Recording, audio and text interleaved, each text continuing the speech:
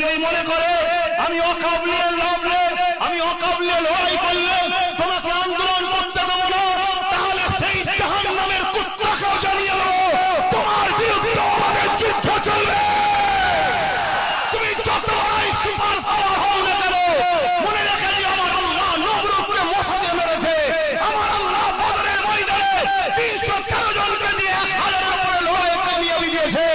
আমরা ওয়াকাবের জন্য, মসজিদের জন্য, মাদ্রাসার জন্য, কবরস্থানের জন্য সবার বিরুদ্ধে লড়াই করতে রাজি আছি।